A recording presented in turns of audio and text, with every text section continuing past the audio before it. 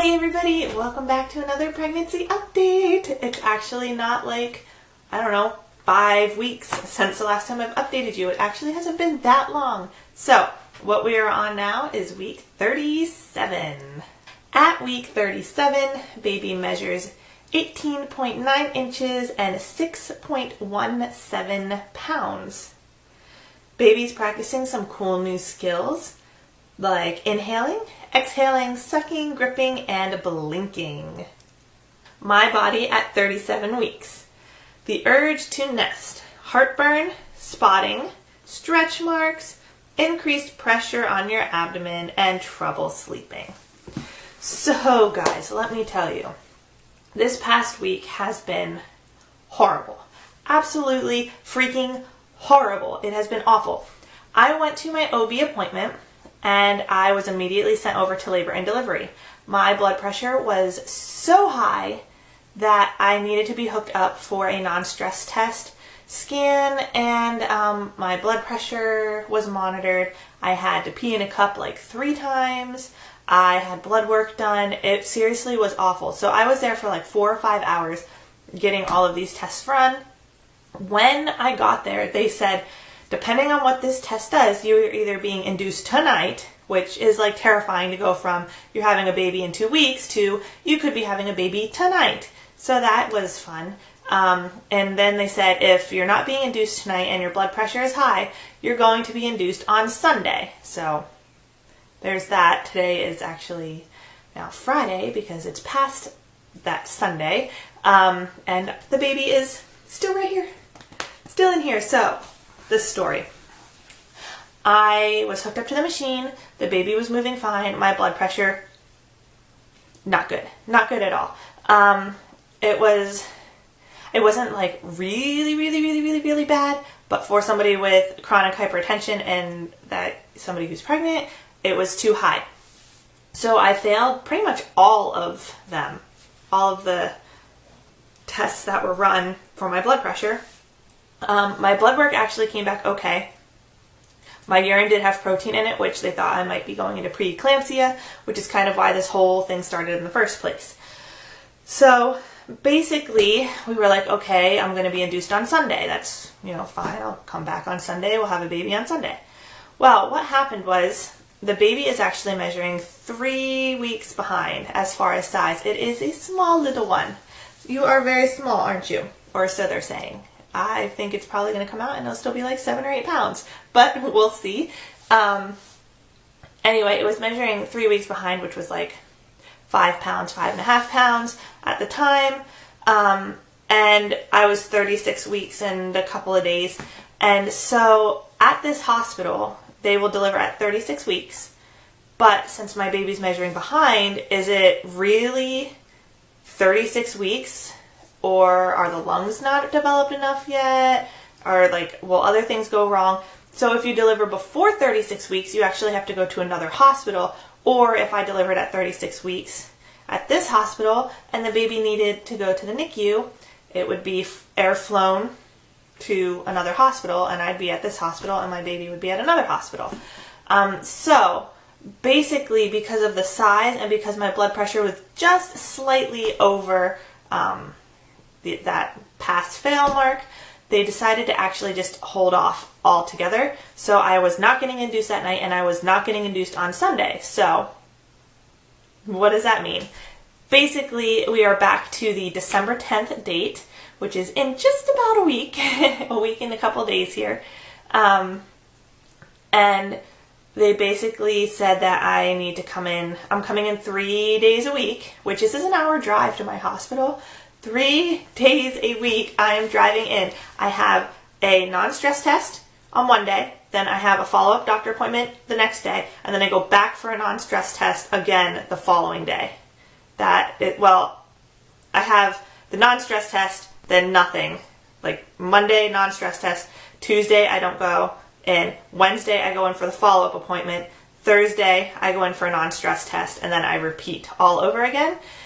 So I have now, since this whole thing, I've actually had 4 non-stress tests done and a doctor's appointment in the middle of all of that. it's crazy. It's crazy, it's busy, it's stressful, it's annoying, it's inconvenient, but it has to be done. And that's just kind of what we have to do. I only have 1 week left of it, so we can do the 1 week left of this and then be done. So there is that. As far as everything else, I am having contractions. I just had one, actually, while I was talking about that story. They're not very strong. They are, depending on the time of day, I have had them where they're about 5 minutes apart, and that's usually in the morning. And I think it's because I teach online classes in the morning to like itty bitty little kids, like 4, 5, 6-year-old kids. And I'm constantly like, stand up, sit down, stand up, sit down, arms up, arms down, give me a high five. Like I'm constantly like moving and jumping around. And so I think that really brings on a lot of the contractions for that. And then during the day when I'm just not doing a whole lot of anything, they'll be 20 minutes apart, 30 minutes apart. I've had them up to like an hour apart, but they've been pretty consistent at about 20, 30 minutes apart. They don't, for me, they don't really hurt. They're just annoying and inconvenient. That's really all I can say. It's just annoying. It's like, you know, you're walking around and you want to go do stuff and then all of a sudden everything tightens up and you're like, all right, wait for this to be done so I can bend over and pick up my phone that I just dropped on the floor. You know, whatever's going on. It's more annoying than anything, really. So as far as the baby is, like I said, measuring 3 weeks behind. My uterus is very small. They've been measuring my fundal height and everything. That's very small. My cervix was thinning a little bit. I haven't had like a physical internal exam, but I had an ultrasound, an internal ultrasound that measured my cervix so they could see that it was thinning during that ultrasound. I don't know if I'm dilated. Like I said, I haven't had any internal exams yet, so I don't know if I'm dilated. The heart rate has been consistently in the 150s, 160s range, but recently this week it has actually dropped to a baseline of 130, and it has been about 130, 135 for the past week, and they're not concerned with that at all. That's not anything that they're like freaking out about. It's still being very active. The baby's very active. The heart rate when the baby's active actually shoots up to like the 170s, and then it goes back down to the 130s. And it moves like all the time. So yesterday I actually had another non-stress test, and I had a group of nurses that were coming into the room to watch my scan because they could not believe how much this baby was moving.